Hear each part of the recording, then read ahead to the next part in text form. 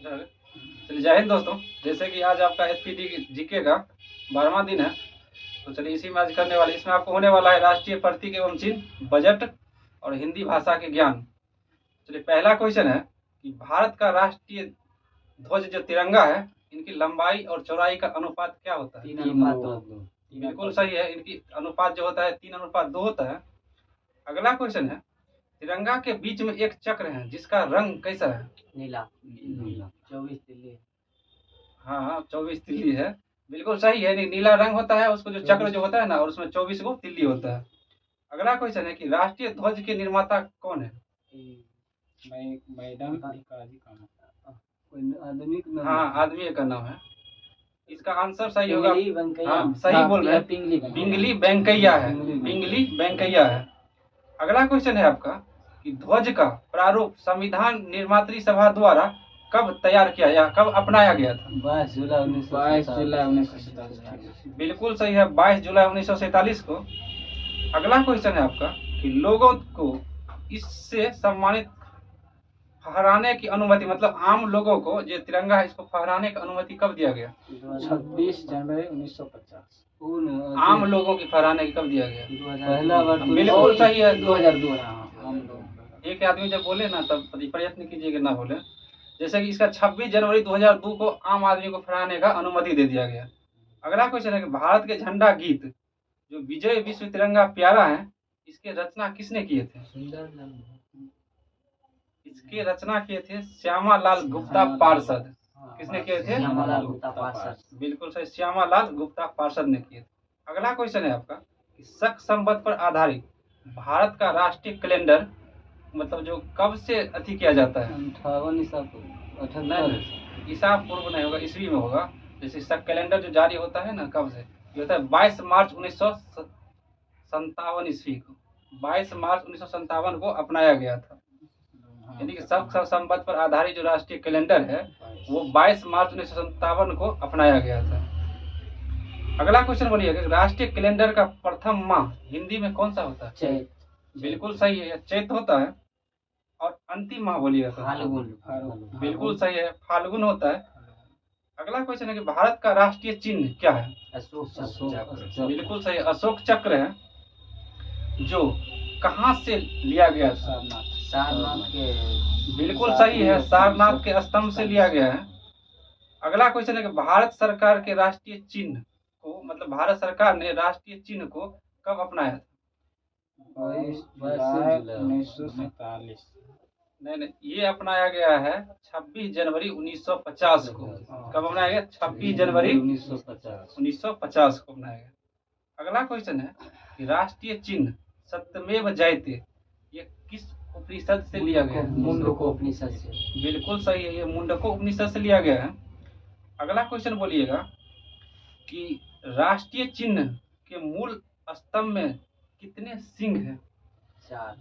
बिल्कुल सही बोले हैं, 4 सिंह हैं। अगला क्वेश्चन है आपका कि रविंद्रनाथ टैगोर द्वारा रचित जनगण मन को संविधान सभा ने कब राष्ट्रीय गान स्वीकार किया था? 26 जनवरी। स्वीकार कब किया था? 26 जनवरी तो गाया गया था ना। 24। बिल्कुल सही बोले, 24 जनवरी 1950। अगला क्वेश्चन है कि राष्ट्रीय गान को सर्वप्रथम कब अपनाया गया था? मतलब सबसे पहले राष्ट्रीय गान जो कलकत्ता अधिवेशन में कब गाया गया था? 1916। नहीं, ये गाया गया था 27 दिसंबर 1911 ईस्वी को। 27 दिसंबर 1911 को, जो कि कलकत्ता अधिवेशन में गया था। और उस अधिवेशन की अध्यक्षता कर रहे थे बीसन नारायण दत्त कर रहे थे। अगला क्वेश्चन है आपका कि राष्ट्रीय गान को रविंद्रनाथ टैगोर ने सर्वप्रथम जनवरी 1912 में किस पत्रिका में इसको अति किया था? ये हो जाएगा आपका तत्वबोधनी पत्रिका में भारत भाग विधाता शीर्षक के नाम से प्रकाशित किया था। अगला क्वेश्चन है आपका कि राष्ट्रीय गान को गाने में कितना सेकंड का समय लगता है? बिल्कुल सही है, 52 सेकंड का समय लगता है। अगला क्वेश्चन है आपका कि बंगाल साहित्य बंकिम चटर्जी रचित वंदे मातरम को संविधान सभा में कब स्वीकार मिला था? राष्ट्रीय गीत जो है वंदे मातरम। वो 24 से बिल्कुल सही है, वो 24 जनवरी 1950 को ही किया गया था। अगला क्वेश्चन है आपका कि राष्ट्रीय गीत का प्रथम प्रकाशन कब हुआ था? इसको बंकिम चंद्र चटर्जी ने किया था, उपन्यास आनंद मठ में किया था, 1882 में किया था, 1882 में किया था। बंकिम चंद्र चटर्जी किए थे और आनंद मठ में किए थे। अगला क्वेश्चन है कि राष्ट्रीय गीत को सर्वप्रथम 1896 ईस्वी में गाया गया था, यह किस अधिवेशन में गाया गया था? बिल्कुल सही है, कलकत्ता। अब बताइएगा कि इस अधिवेशन की अध्यक्षता कौन कर रहे हैं? कोनो मुस्लिम करके हैं, नहीं हाँ सही बोल रहे हैं, रहमतुल्लाह सैनी, रहमतुल्लाह सैनी कर रहे थे इसके अध्यक्षता, इस अधिवेशन के अध्यक्ष। अगला क्वेश्चन है आपका कि राष्ट्रीय गीत के प्रथम गायक ओंकार नाथ ठाकुर थे, जिनकी धुन जादुई भट्टाचार्य ने बनाया था। और ये पूरा क्वेश्चन हो गया, आंसर सही से हो गया। एक बार और सुन लीजिए, राष्ट्रीय गीत जैसे ना प्रथम गायक इसके कौन थे? ओंकार नाथ ठाकुर थे। और इसके जो धुन बनाए थे, इस गीत का धुन ये बताए थे आपको जदुनाथ भट्टाचार्य ने बनाए थे। अगला क्वेश्चन है आपका कि राष्ट्रीय गीत का अंग्रेजी अनुवाद किसने किए थे? इसको किए थे अरविंद घोष ने किए थे। किसने किए थे? अरविंद घोष ने किए थे। अगला क्वेश्चन है आपका, और हाँ इसी में आप जोड़ लीजिए, अंग्रेजी तो अरविंद घोष किए थे और उर्दू अनुवाद किए थे, उर्दू अनुवाद किए थे आरिफ मोहम्मद खान। कौन किए थे? आरिफ मोहम्मद खान किए थे। अगला क्वेश्चन है कि राष्ट्रीय गीत गाने में कितना सेकंड का समय लगता है? बिल्कुल सही है, राष्ट्रीय गीत गाने में 65 सेकंड का समय लगता है। अगला क्वेश्चन बोलिएगा कि संसद के अधिवेशन का प्रारंभ किस कैसे होता है? जनगण मन से प्रारंभ होता है, समापन होता है समापन। बिल्कुल सही है, जनगण मन से प्रारंभ होता है अधिवेशन और वंदे मातरम से समापन होता है। अगला क्वेश्चन है कि राष्ट्रीय पुष्प जो कमल है, इसका वैज्ञानिक नाम क्या है? हाँ सही जा रहा है, लेकिन नहीं वो नहीं, कमल तो फूल है ना नाम, राष्ट्रीय पुष्प का कमल जो है, इनका वैज्ञानिक नाम है नीलम्बो न्यूसीफेरा। नीलम्बो न्यूसीफेरा। राष्ट्रीय पक्षी कौन है बताइए? मोर। इसका वैज्ञानिक नाम क्या है? इसका वैज्ञानिक नाम है पावो क्रिस्टेटस। पावो क्रिस्टेटस। राष्ट्रीय पशु कौन है बताइएगा? बाघ। इसका वैज्ञानिक नाम? हाँ टाइगर तो है, लेकिन पैंथरा टाइगर है। कौन है? पैंथरा टाइगर है। अगला क्वेश्चन है कि राष्ट्रीय फल जो आम है, इसका वैज्ञानिक नाम क्या है? क्या बोल रहे हैं? Indica Mangifera indica, sorry Mangifera indica नाम है। राष्ट्रीय पक्ष राष्ट्रीय वृक्ष के बोलिएगा तो कौन है? इसका वैज्ञानिक नाम? हाँ नवरगर। इसका वैज्ञानिक नाम है फाइकस बेंथालेसिस। फाइकस बेंथालेसिस नाम है। नाम थोड़ा सब वैज्ञानिक नाम डिफिकल्ट होगा करता है। अगला क्वेश्चन, भारत का राष्ट्रीय जलीय जीव कौन सा है? बिल्कुल सही है, डॉल्फिन है। क्या है? डॉल्फिन है। अब अगला क्वेश्चन आपको जो भी संबंधित हो, बजट से संबंधित होगा। अब बताइएगा, बजट शब्द किस देश के शब्द है? बिल्कुल सही बोले, फ्रांस के शब्द है। और बजट का जो है, इसका अर्थ क्या होता है? इसका होता है फाइनेंस सब्जेक्ट बजट। बजट को जिस अर्थ में इसको बोलते हैं चमड़े का थैला। चमड़े का थैला इसको चमड़े का थैला बोलते हैं। अब बताइएगा, सर्वप्रथम कब 1803 ईस्वी में बजट शब्द का प्रयोग हुआ था? कहाँ हुआ था? 1803 ईस्वी में बिल्कुल सही, फ्रांस में हुआ था। और इंग्लैंड जो है ना, बजट का प्रारंभ इंग्लैंड में प्रारंभ हुआ था। अगला इंग्लैंड बजट का प्रारंभ इंग्लैंड में माना जाता है। और 1803 में बजट शब्द का जो प्रयोग हुआ था वो फ्रांस में हुआ था, शब्द का प्रयोग। अगला क्वेश्चन है आपका, बजट जो है ना, बजट किस सूची का विषय है?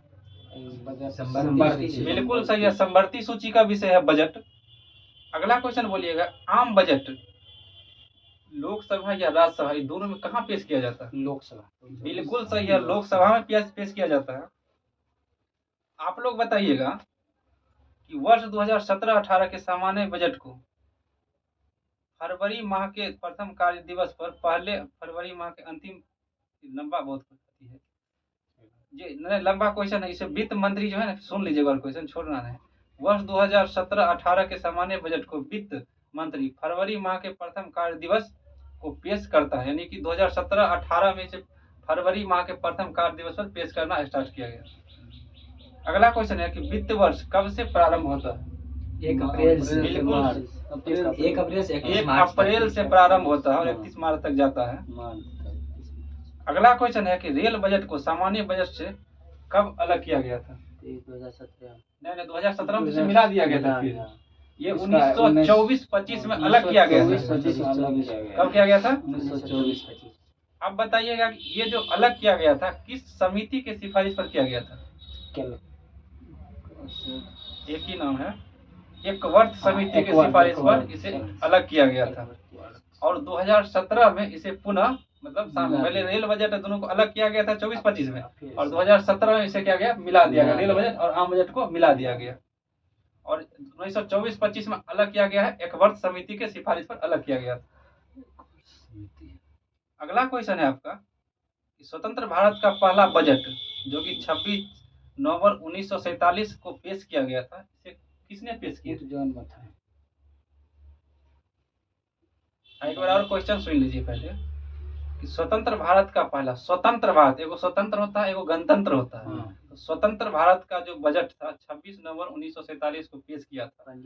नहीं, और इसे पेश किया था आर.के. षणमुखम सेठी ने पेश किया। पहला वित्त मंत्री वो भी था, आर.के. षणमुखम सेठी ने इसे पेश किया था। अगला बताइएगा आप लोग कि वर्ष 1950 में गणतंत्र भारत का पहला बजट पेश किसने किया था? वो तो जॉन मथाई। बिल्कुल सही है, जॉन मथाई ने, यानी गणतंत्र भारत में किया था जॉन मथाई, और स्वतंत्र भारत 1947 वाला में किया था आपको आर.के. षणमुखम सेठी ने किया। अगला क्वेश्चन है आपका कि भारत में सबसे ज्यादा बार बजट पेश करने वाले व्यक्ति कौन है? ये है आपका मोरारजी देसाई।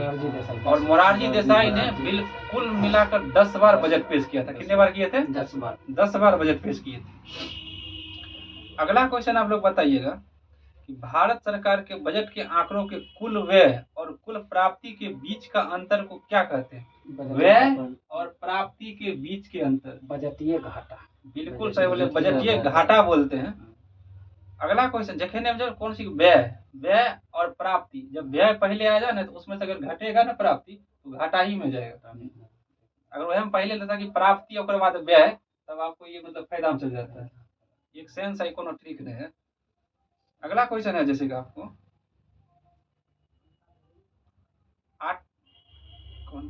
शून्य आधारित बजट का अर्थ क्या होता है? शून्य आधारित, लंबा घाटा सही उसी है, हर बार बिल्कुल नए तरीके से बजट पेश करना। शून्य आधारित बजट का अर्थ होता है कि हर बार बिल्कुल नए सिरे से बजट तैयार करना। ठीक। अगला क्वेश्चन है आपका, आउटकम बजट पहली बार मतलब कब पेश किया गया था? आउटकम बजट नहीं, आउटकम बजट पहली बार पेश किया गया था आपको 25 अगस्त 2005 को, और इसे पेश किए थे चिदम्बरम, यानी पी चिदम्बरम ने इसे प्रस्तुत किए थे। अगला क्वेश्चन है आपका कि भारत में शून्य आधारित बजट का सर्वप्रथम किसने पेश किए थे? गांधी परिवार से हैं ये।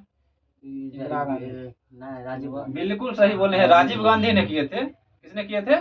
राजीव गांधी ने किए थे। अगला क्वेश्चन है आपका, बजट पूर्व आर्थिक समीक्षा केवल कहाँ किया जाता है? बजट पूर्व आर्थिक समीक्षा केवल कहाँ पेश किया जाता है? संसद। ये पेश किया जाता है लोकसभा में। कहाँ पेश किया जाता है? लोकसभा में। इसे राज्यसभा में नहीं पेश करते हैं। अगला क्वेश्चन है कि संविधान का अनुच्छेद किसमें, मतलब किस अनुच्छेद में वार्षिक वित्तीय विवरण यानी बजट तैयार करने का उल्लेख है? अनुच्छेद बोलना है। अनुच्छेद बजट एक बार और सुन लीजिए। संविधान का किस अनुच्छेद में वार्षिक वित्तीय विवरण यानी बजट तैयार करने का उल्लेख है? इसका आंसर हो जाएगा आपका अनुच्छेद 112। अनुच्छेद बोल रहे थे आप हमको, अनुच्छेद 112।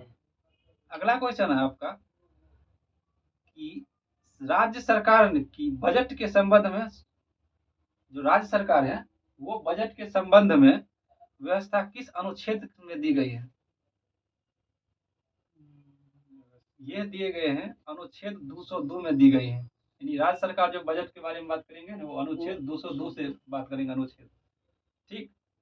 अगला क्वेश्चन है कि भारत में अप्रत्यक्ष कर की संस्तुति कब की गई थी? यानी वैट की,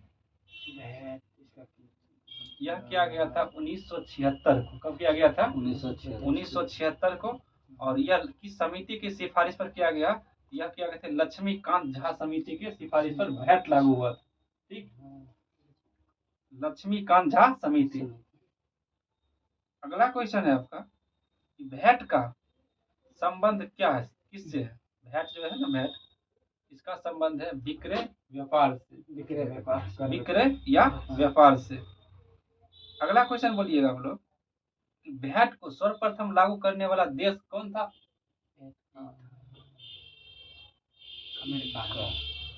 नहीं, इसे लागू करने वाला प्रथम देश था फ्रांस। कौन था? फ्रांस था। और ये लागू किया था 1954 ईस्वी में। कब किया था? 1954 ईस्वी में लागू किया था। अगला क्वेश्चन है आपके, भारत में वैट कब लागू किया गया था? भारत में किया था नहीं, 1992 2000 में। 2000 में नहीं है, हम बोले हैं कि 2000 के अप्रोक्स में है। यह 1 अप्रैल 2005 को लागू किया गया था। भारत में वैट 1 अप्रैल 2005 को लागू किया गया था। अगला क्वेश्चन है कि वैट सबसे पहले भारत में कौन सा राज्य लागू किया था? हरियाणा। बिल्कुल सही है, हरियाणा लागू किया।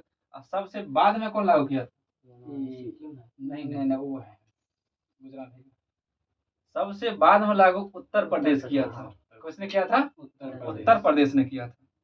अगला क्वेश्चन है आपका कि भारत में सेवा कर कब प्रारंभ हुआ है? सेवा कर ये हुआ है 1994-95 ईस्वी में। 1994-95 ईस्वी में। अगला क्वेश्चन है आपका, कर ढांचा के सुधार हेतु किस समिति का गठन हुआ है?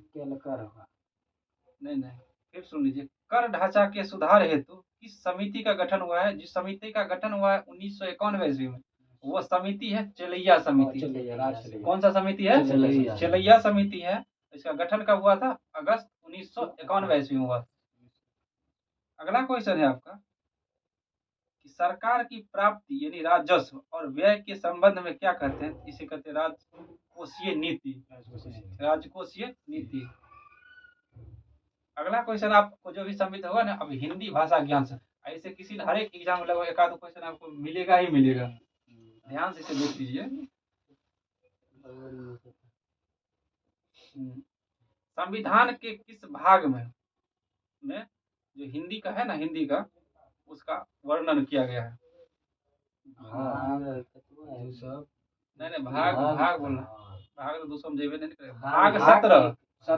भाग 17 में और अनुच्छेद 343। बिल्कुल सही है, अनुच्छेद 343 और भाग 17 में संविधान के अनुसार संघ की राजभाषा हिंदी होगा। संघ की राजभाषा हिंदी होगा। भाग 17 अनुच्छेद 343। और मतलब लिपि कौन सा होगा? देवनागरी। बिल्कुल सही है, लिपि देवनागरी होगा। अगला क्वेश्चन है आपका कि संघ की राजभाषा के रूप में हिंदी को कब मान्यता प्रदान की गई? इसका डेट, दिवस भी पूछता है। दिवस भी इसका याद कर। 1949। हाँ, 1949 भी सही है, 14 भी सही है, लेकिन 14 सितंबर 1949। अगला क्वेश्चन है आपका कि भारत में सर्वाधिक बोली जाने वाली दूसरी भाषा कौन सी है? बिल्कुल सही बोले, बांग्ला है और प्रथम हिंदी है। अगला क्वेश्चन है कि भारत को किस भाषा को इटालियन ऑफ द ईस्ट कहा जाता है? उर्दू किस भाषा नहीं, भारत में किस भाषा को इटालियन ऑफ द ईस्ट कहा जाता है? उर्दू होगा। नहीं उर्दू नहीं है। फिल्म देखते हैं बहुत है साउथ वाला ना? साउथी हाँ, नहीं, लेकिन तेलुगु। बिल्कुल सही बोल रहे हैं। हाँ, तेलुगु हो जाएगा। तेलुगु, क्या होगा? तेलुगु। तेलुगु भाषा है, जिसे क्या कहते हैं? इटालियन ऑफ द ईस्ट कहते हैं। अगला क्वेश्चन है कि पंजाब जो है ना, पंजाब की में लिखी जाती है, पंजाबी जो है ना, पंजाबी उस किस में लिखी जाती है? गुरुमुखी लिपि। बिल्कुल सही बोले, वो गुरुमुखी लिपि में लिखी जाती है। अगला क्वेश्चन है आपका, संविधान के 8वीं अनुसूची में 8वां अनुसूची में कुल कितने जो भाषा है उसे मान्यता प्राप्त हुई है? अभी 22, 22 अभी 22 गो है। शुरुआती जब हुआ था ना तब 14 गो था, और अभी कुल 22 मिलाकर के 22 भाषा तक मान्यता प्राप्त हो गया है। अगला क्वेश्चन है आपका, राज्यसभा आयोग का गठन कब हुआ है? ये हुआ है आपको 1955। बिल्कुल सही बोले, 1955 में किया गया है। जिसका अध्यक्ष कौन थे? इसका अध्यक्ष थे बीजे खेर। कौन थे? बीजे खेर थे। एक बार और सुनिए, राज्यसभा आयोग का गठन 1955 में किया गया था, जिसका अध्यक्ष बीजे खेर था। अब देखिए वही क्वेश्चन है, हिंदी दिवस कब मनाया जाता है? 14 सितंबर। बिल्कुल से 14 सितंबर को मनाया जाता है। अगला क्वेश्चन बोलिएगा, मतलब कितने राज्य हैं जिसमें अंग्रेजी भाषा को राज्य, मतलब वहाँ राज्य का दर्जा है? कौन कौन है बताइएगा? हिमाचल प्रदेश, मेघालय नहीं, नहीं, मेघालय सही है। मेघालय, गोवा। गोवा नहीं है, गोवा होगा, तीनों इधरे का है। तभी होगा। एगो मेघालय हो गया, मेघालय हो जाएगा, सिक्किम, अरुणाचल प्रदेश, अरुणाचल प्रदेश, हिमाचल नहीं, अरुणाचल प्रदेश और नागालैंड। मेघालय, अरुणाचल प्रदेश और नागालैंड जो है ना, इसके राज्य में अंग्रेजी भाषा को मान्यता थी प्राप्त है, किसका भाषा अंग्रेजी है। ठीक है, अगला क्वेश्चन है आपका, भारत के प्रथम राष्ट्र कवि किन्हें कहते हैं? राष्ट्र कवि अपना अपने इधर बगले लगेगा, ये होगा रामधारी सिंह। नहीं होगा। मैथिली शरण गुप्त। हाँ, मैथिली शरण गुप्त। कौन है? मैथिली शरण। मैथिली शरण गुप्त हैं, जिन्हें हम राष्ट्र कवि कहते हैं, राष्ट्र या कवि। आधुनिक युग के तुलसी भी इन्हीं को कहा जाता है, मैथिली शरण गुप्त को। अगला क्वेश्चन है आपका, हिंदी विषय पर प्रथम पुरस्कार पाने वाले व्यक्ति कौन थे? सुमित्रानंद पंत। बिल्कुल सही बोले, सुमित्रानंदन पंत है हिंदी विषय पर प्रथम व्यक्ति है जो कि पुरस्कार पाए हैं। अगला क्वेश्चन तो नीचे चल जाता है। अगला क्वेश्चन है आपका, आधुनिक युग की मीरा के रूप में किन्हें जाना जाता है? महादेवी वर्मा। बिल्कुल सही बोले, महादेवी वर्मा को जाना जाता है आधुनिक युग की मीरा के रूप में।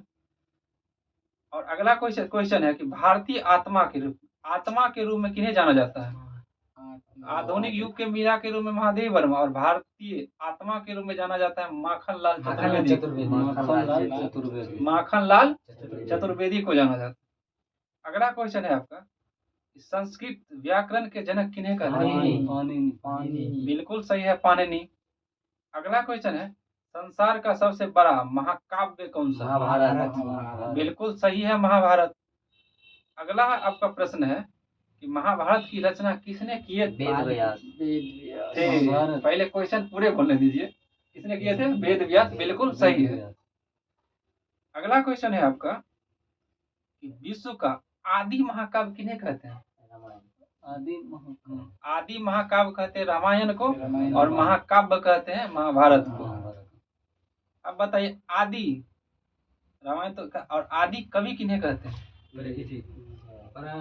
जो रामायण को रचना किए थे, बिल्कुल सही है, वाल्मीकि को कहते हैं।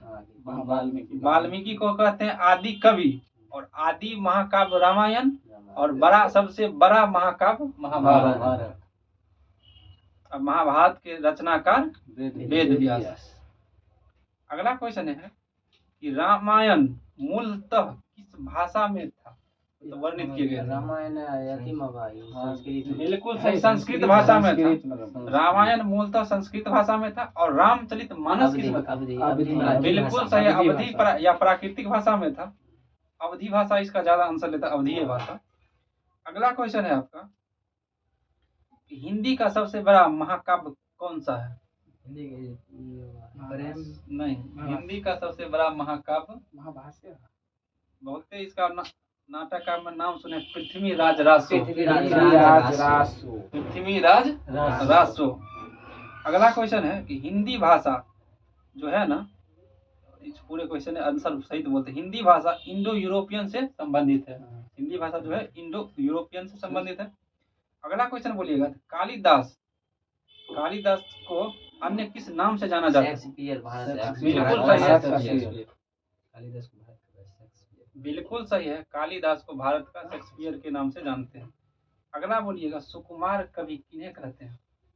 कुमार कवि प्रेमचंद। नहीं, रविंद्र। ये हो जाएगा सुमित्रानंदन पंत। सुमित्रानंदन पंत को कहते हैं सुकुमार कवि। अगला क्वेश्चन है आपका, विश्व की सबसे प्राचीन भाषा कौन सी है? सुमेरियन। बिल्कुल सही बोले हैं, सुमेरियन है। अगला मिस्र प्रश्न, की है।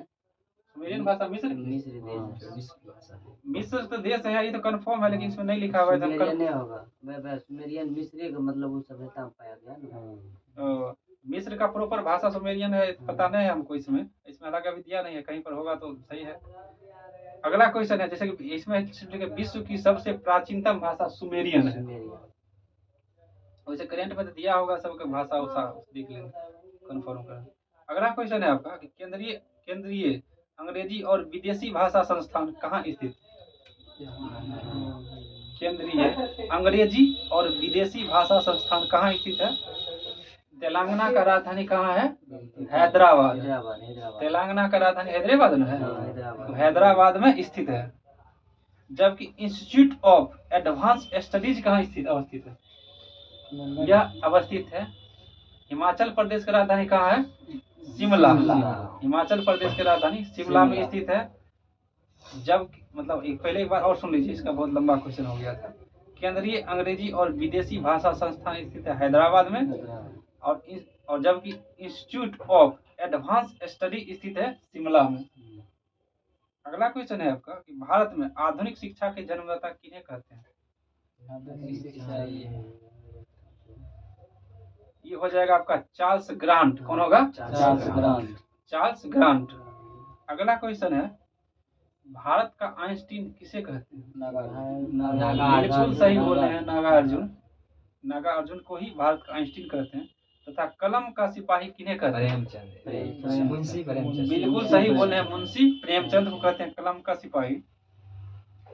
अगला प्रश्न है आपका कि हिंदी में आशुलिपि के जन्मदाता कौन थे? आशुलिपि, हाँ, इसका आंसर हो जाएगा आपका राधे लाल द्विवेदी। क्या हो जाएगा? राधे लाल द्विवेदी। अगला क्वेश्चन है हो जाएगा आपका कि प्रथम हिंदू विधि निर्माता कौन थे? मनु। बिल्कुल सही है, मनु थे। अगला प्रश्न है आपका कि देश का प्रथम विश्वविद्यालय कहाँ है? नालंदा विश्वविद्यालय जो श्रीगुप्त ने बनाया 450 ईस्वी में। बिल्कुल सही, श्री गुप्त नहीं, कुमार गुप्त ने बनाया। कौन बनाए थे? कुमार गुप्त ने बनाए थे, 450 ईस्वी में बनाए थे, जो कि नालंदा में स्थित है। अगला क्वेश्चन है कि विक्रमशिला विश्वविद्यालय का स्थापना किसने किए थे? पाल थे, धर्मपाल थे। कौन थे? धर्मपाल ने, हाँ धर्मपाल थे, जो कि 9वीं सदी में इन्हें बनाए गए थे। अगला आपका प्रश्न है कि प्रथम हिंदी सम्मेलन भारत में कब हुआ था और कहाँ हुआ था? ये हुआ था 1975 में हुआ था, और ये हुआ था नागपुर में हुआ था। कहाँ हुआ था? नागपुर में 1975। बिल्कुल सही, नागपुर 1975 में हुआ था। अब बताइएगा कि देश बहुत छोटा है लेकिन सब भाषा बोली जाती है, देश का नाम क्या है? Vatican city. बिल्कुल सही बोला, वेटिकन सिटी है। देश भी छोटा है, शायद उसका जनसंख्या भी सबसे कम है। कम है। हाँ, लेकिन भाषा सब बोलते हैं। पंचायत मतलब बराबर है वोटर। चलिए, आपका जो है ना ये खत्म हुआ, पेज 12 और वर्मा दिन भी याद था, ये खत्म हो गया। कल का टास्क रहेगा आप लोग का पेज नंबर 13, जो कि आपका एसपीडी है ना, एसपीडी 1992 से लेकर 2013 न्यू वाला है। और इसमें पेज नंबर 13 में आपका भारत में परिवहन, भारतीय प्रतिरक्षा और भारतीय बैंक। इससे कल का टास्क है, तो कल याद कर करिएगा, इसे होगा। और इसका देख लेते हैं थोड़ा, इसका साइंस का।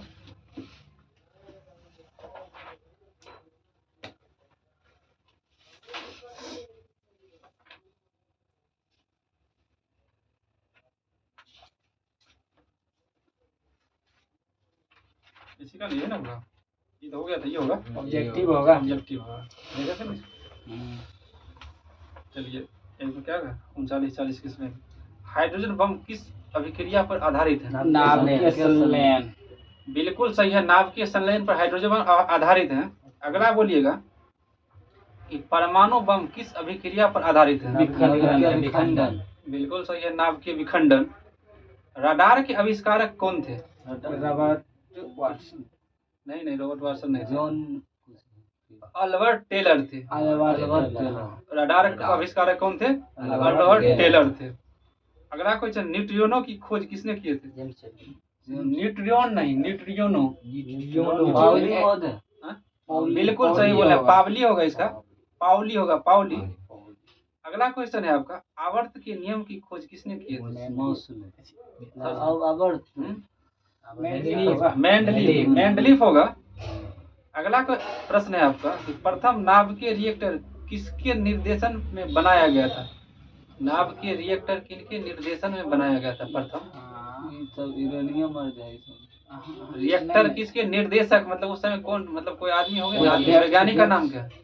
वैज्ञानिक का नाम एनरिको फर्मी। एनरिको फर्मी के समय में सबसे पहले बनाए गए थे। अगला है कि प्रथम हाइड्रोजन बम कब बनाया गया था? 1945। ये बनाए गए थे 1952 ईस्वी में। कब बनाए गए थे? 1952 ईस्वी में। अगला है प्रोटॉन की, मतलब प्रोटॉन जो है, प्रोटॉन किस प्रकार का कण है? धन या ऋण? धनात्मक। बिल्कुल सही है, धनात्मक है प्रोटॉन। अगला इलेक्ट्रॉन किस प्रकार का? बिल्कुल सही है, ऋणात्मक है। अगला है जो न्यूट्रॉन किस प्रकार का कण है? न्यूट्रॉन। बिल्कुल सही है, उदासीन। अगला है परमाणु बम का आविष्कार किसने किया था? सही बोल रहे थे लेकिन पेन हेयर ने, ऑटो हान ने किया था। किसने किया था? ऑटो हान ने किया था। अगला क्वेश्चन है कि परमाणु बम का आविष्कारक जो था ऑटो हान। अगला है क्वेश्चन आपका कि प्रथम परमाणु बम कब बनाया गया था? जो नागासाकी पर भी गिराया गया था। बिल्कुल सही बोले, 1945 में बनाया गया था। परमाणु बम 1945 में बनाया था। 1945 बनाया भी था और साथ साथ गिरा भी दिया था। 6 अगस्त में गिराया, 6 अगस्त में गिराया था हिरोशिमा पर, 9 में नागासाकी पर, 1945 में गिराया था। अगला क्वेश्चन है आपका, बनाया और गिराइयो दिया भेसा, ये तो जीतियो गया अमेरिका। अगला क्वेश्चन, इलेक्ट्रॉन की खोज किसने की थी? बिल्कुल सही है, जे थॉमसन ने की थी इलेक्ट्रॉन की खोज। प्रोटॉन की खोज किसने की थी? गोल्ड स्टीन ने की थी प्रोटॉन की खोज। अगला न्यूट्रॉन की खोज बोलिएगा। बिल्कुल सही है, जेम्स चेडविक। पोलियो के टीका का खोज किसने किया? पोलियो का टीका एडवर्ड टेलर। जॉन साल्क ने किया था। पोलियो का टीका खोज किसने किया था? जॉन साल्क ने किए थे। डायनामाइट का खोज किसने किया? Alfred Nobel. बिल्कुल सही है, अल्फ्रेड नोबेल। प्रोजिट्रॉन की खोज किसने की? एंडरसन। बिल्कुल सही, एंडरसन। अब बताइएगा निम्नलिखित में है, इसमें निम्नलिखित में किसकी वेधन क्षमता सबसे ज्यादा है? अगर ऑप्शन बिल्कुल सही है, सही आंसर ही बोल दिए हैं इस बार। अगला क्वेश्चन, जैसे गामा किरण जो है ना उसका वेधन क्षमता सबसे ज्यादा है। अल्फा का आयनन क्षमता ज्यादा है। अब आप कंफर्म है आयनन जैसा ज्यादा है ना? चलिए अच्छी बात है। अगले है क्वेश्चन है कि टेलीफोन का आविष्कारक किसने किया? किसने किए थे? टेलीफोन का आविष्कार बिल्कुल सही है, बिल्कुल सही है, अलेक्जेंडर ग्राहम बेल। अगला क्वेश्चन है कि सोलर सिस्टम को किसने खोजा था? कोपरनिकस ने खोजा था। सोलर सिस्टम का खोज कोपरनिकस ने किए थे। अगला क्वेश्चन है कि नाभिकीय विखंडन में ट्रिगर होता है, ट्रिगर किसे बोलते हैं? उसका ये न्यूट्रॉन को बोलते हैं ट्रिगर। ट्रिगर किसे बोलते हैं? न्यूट्रॉन को बोलते हैं। अगला क्वेश्चन है कि क्वांटम सिद्धांत किसने दिया था? क्वांटम। बिल्कुल सही है, मैक्स प्लांक। अगला क्वेश्चन है कि रेडियो धर्मिता का आविष्कार किसने किए थे? Henry Becquerel. बिल्कुल सही है, हेनरी बेकरल। प्रसिद्ध बिग बैंग थ्योरी जो थे ना, किस प्रकार सिद्धांत पर आधारित है? आर रन। बिग बैंग थ्योरी जो थे किस प्रकार के सिद्धांत पर आधारित थे? दिए तो थे वो वो दिए थे लेकर के, लेकिन ये डॉपलर प्रभाव पर आधारित थे। डॉपलर पर। अगला क्वेश्चन है क्या, इनमें से कौन सूक्ष्म तत्व है, सुन लीजिए, ऑप्शन सुन लीजिएगा, इनमें से कौन सूक्ष्म तत्व है? क्लोरीन, हाइड्रोजन, नाइट्रोजन और ऑक्सीजन। नहीं, ये हो जाएगा हाइड्रोजन। क्या होगा? हाइड्रोजन हो जाएगा। भारत का प्रथम परमाणु रिएक्टर किस नाम से जाना जाता है? अप्सरा। बिल्कुल सही है, अप्सरा। अगला है, इलेक्ट्रॉन के आवेश का निर्धारण किसने किया था? जे थॉमसन उसके खोज किए थे इलेक्ट्रॉन का आवेश का। मिलीकन ने किए थे। कौन किए थे? मिलीकन ने किए थे। अगला क्वेश्चन है कि परमाणु में अवस्थित सबसे हल्का कण कौन सा है? तीनों कण में हल्का कौन? न्यूट्रॉन इलेक्ट्रॉन होगा। कौन होगा? इलेक्ट्रॉन है। कौन है? इलेक्ट्रॉन भारी है न्यूट्रॉन। अगला क्वेश्चन है आपका, लकड़ी की आयु ज्ञात करने में सहायक होता है क्या? कौन सा? Radio dating. कार्बन डेटिंग, यानी कार्बन 14 जो होता है ना वो ज्ञात करने में होता है। कार्बन 14। अगला क्वेश्चन है आपका, प्रोजिट्रॉन किसका प्रतीकन है? इलेक्ट्रॉन। बिल्कुल सही, इलेक्ट्रॉन का है। आंसर आ जाता है तब नहीं बोली। प्रोजिट्रॉन क्या है? इलेक्ट्रॉन का है। पृथ्वी की आयु का आकलन किया जाता है किस विधि से? Radio dating. आप तो तक रेडियो डेटिंग पर घूम रहे हैं। ये हो जाएगा आपका यूरेनियम डेटिंग होगा। यूरेनियम पृथ्वी हो जाएगा ना जखन, तब हो जाएगा यूरेनियम। और जब वो मतलब ये पेड़ पौधा टाइप का हो जाएगा जिसमें जीवाश्म रहेगा, वो हो जाएगा आपका कार्बन डेटिंग। चट्टान उट्टान की बात होगा तब यूरेनियम में होगा। अगला क्वेश्चन है आपका, गामा किरण की खोज किसने की थी? पॉल बिलार्ड ने किया था। किसने किए थे? पॉल बिलार्ड ने किया था। जीवाश्म की आयु का निर्धारण किसके द्वारा किया जाता है? जीवाश्म आया ना, ये रेडियो। हाँ सही बोल, बिल्कुल सही है, रेडियो कार्बन डेटिंग विधि या कार्बन डेटिंग विधि। अगला क्वेश्चन है, पोलोनियम की खोज किसने किए थे? मैडम क्यूरी ने किए थे। पोलोनियम की खोज किसने किए थे? Madam Curie. अगला क्वेश्चन, अक्रिय गैस की खोज किसने किए थे? बोरो है कुछ। रैमजे ने किए थे। किसने किए थे? रैमजे ने किए थे। अक्रिय गैस की खोज करने का श्रेय रैमजे। अगला क्वेश्चन है, डायनामाइट बनाने में किस गैस का प्रयोग किया जाता है? हाइड्रोजन। डायनामाइट में हाइड्रोजन किया जाता है, ये कहाँ सुन लिया? अल्फ्रेड नोबेल तक किए थे डायनामाइट खोज। कुछ इसका आंसर हो जाए नाइट्रोग्लिसरीन। नाइट्रोग्लिसरीन। अगला क्वेश्चन, हाइड्रोजन बम किसने विकसित किया था? ओपेनहीमर। सैमुअल्सन कोपेनहेग। अगला क्वेश्चन, परमाणु बम का विकास किसने किया? ये हो जाएगा ओपेनहियर। परमाणु बम का विकास ओपेनहियर ने किया था। हाइड्रोजन बम किसने विकसित किया था? सैमुअल्सन ने किया था। आप हरदम मतलब ये होगा कर देते हैं लेकर के भी। अगला क्वेश्चन, मतलब उल्टा पुल्टा नहीं कीजिए, यहाँ आगे अच्छी में है ना, इसलिए संतुलन बना के रहिए। तो आपका ये भी खत्म हो गया। कल जो आपका टास्क होगा ना, इस 39 क्वेश्चन इसमें खत्म हो गया। अगला क्वेश्चन जो होगा आपका इससे होगा, इसमें क्या पूरा दे देते हैं? दे दीजिए पूरा। हाँ? पेज पूरा दे उसको दीजिए। अथी कर